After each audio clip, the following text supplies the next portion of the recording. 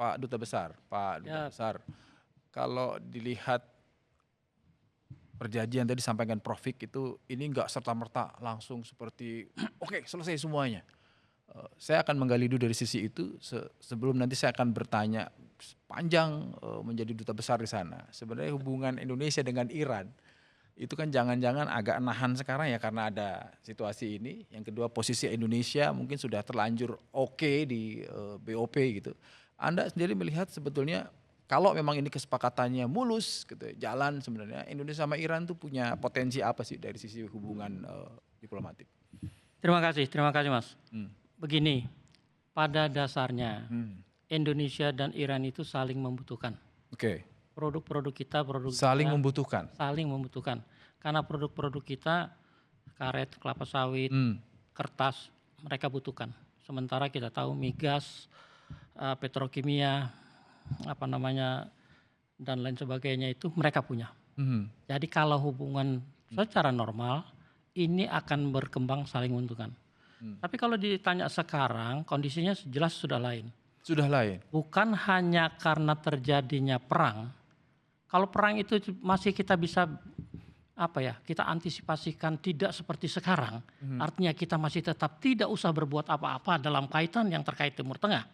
Buat saya mungkin dampaknya juga tidak seperti sekarang. Akan lebih ringan sedikit. Tapi kita kan dari awal perang ini, bahkan sebelum perang, sudah menyatakan keberpihakan kita kepada sisi lain. Keberpihakan karena masuk BOP itu? BOP khususnya. Tapi di lain pihak, selama ini kan Iran sudah berkali-kali Mas, tolong catat nih, berkali-kali dikecewakan Indonesia. Apa tuh? Banyak Mas. Dan kaitannya dalam kurun waktu periode konflik Timur Tengah. Dalam kaitan ini saja kita bisa ingat Indonesia itu masih menahan kapalnya Iran loh. Masih menahan kapal Iran. Tanker Iran itu masih ditahan. Dan penahanan itu masih bisa disengketakan dari sisi hukum internasional. Ditangkapnya itu katanya kita di wilayah kita. Padahal Iran bilang dia di perairan bukan wilayah kita. Internasional. Atau sekalipun ZEE pun tidak serta-merta kita bisa tangkap. Tapi ditahannya itu ketika dinegosiasikan dengan Iran, kita menerapkan posisi yang seakan-akan dia butuh kita. Itu kejadiannya tahun berapa, Prof? 2023. 2023. Sampai sekarang dan itu di perairan Indonesia. Masih ada? Masih di Batam. Nah, dinegosiasikan kita menerapkan kebijakan yang sangat tidak bisa diterima. Bahwa untuk menebusnya itu bayarnya mahal. Kira-kira gitu. Mereka bilang masa kita kan sama-sama bisa hitung harga kapal berapa, 2 juta minyak yang ada di situ berapa harga waktu itu. Ya.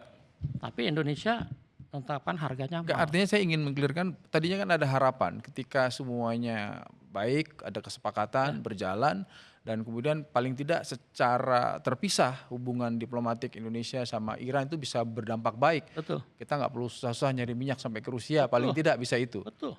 Dengan ini agak susah karena sudah terluka begitu. Ini salah satu. Yang kedua ada latihan timur Komodo, latihan perang yang diadakan angkatan laut kita. Iran diundang, sudah datang dengan 2 kapal perangnya untuk ikut latihan. Begitu datang disuruh pulang karena itu Amerika kejadian tidak suka. karena Amerika tidak suka. 2025. Oke.